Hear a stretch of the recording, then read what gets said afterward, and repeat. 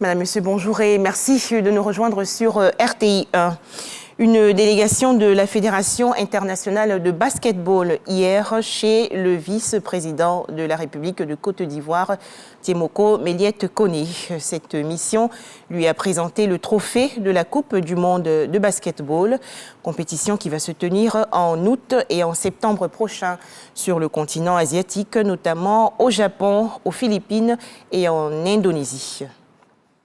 Toujours en Côte d'Ivoire, le lancement hier dans le district d'Abidjan d'une campagne de vulgarisation de la plateforme digitale e-fournisseur. À noter également le lancement des activités de la cellule d'information des opérateurs économiques, la CELIOP.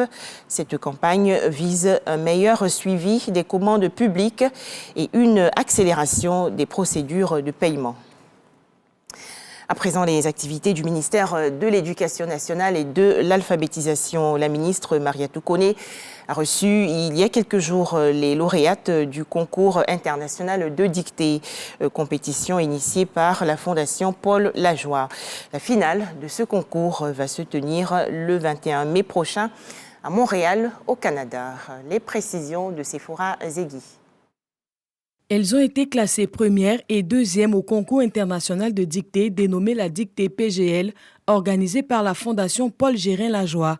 Ces élèves en classe de CM1 et CM2 iront représenter la Côte d'Ivoire au niveau mondial. Une joie qu'elles partagent avec leur ministre de tutelle. C'est une grande fierté pour moi parce que je représente mon pays dans un autre continent et ce que je voudrais donner à mes amis qui lisent beaucoup parce que la dictée n'est pas une matière difficile. Je suis très heureuse de partir représenter mon pays au Canada parce que c'est une charge et je suis sûre que je vais faire tout mon possible pour ramener le trophée en Côte d'Ivoire. L'année dernière, l'équipe ivoirienne a ramené la médaille d'argent en se classant à la deuxième place au niveau mondial pour sa première participation. Mariatou Koné encourage donc les candidates de 2023 à hisser haut le drapeau ivoirien à Montréal au Canada. Nous sommes très heureux de savoir que le retour de la dictée a fait des émules. Cette année, c'est notre deuxième participation et nous avons reçu les enfants pour les encourager et dire que la nation entière compte sur elle. Nous voulons un système éducatif de qualité. Et la qualité, ça commence là, c'est des enfants du primaire. Mariatou Koné insiste sur le fait que le concours international de dictée PGL démontre l'importance de la dictée dans l'apprentissage des enfants et donc l'opportunité de son retour dans les programmes scolaires. Des images à présent, l'ancien président français Nicolas Sarkozy, condamné à 3 ans d'emprisonnement, dont 1 an ferme, à exécuter sous bracelet électronique pour corruption et trafic d'influence dans l'affaire des écoutes, va former un pourvoi en cassation, annonce faite par son avocat. Direction la Suisse, où 3 ans de prison, dont 18 fermes, ont été requis hier par la justice contre l'islamologue Tariq Ramadan.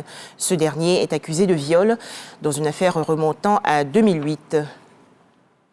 En Grèce, des familles de victimes de l'accident ferroviaire qui a fait 57 morts le 28 février dernier ont déposé plainte hier contre le Premier ministre Kyriakos Mitsotakis, annonce faite par le représentant du collectif des victimes.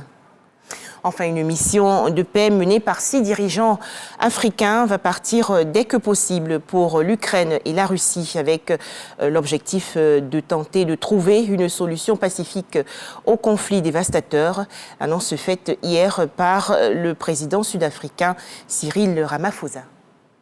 Voilà, c'est la fin de ce flash d'information. 13h, le journal de la mi-journée de RTI 1.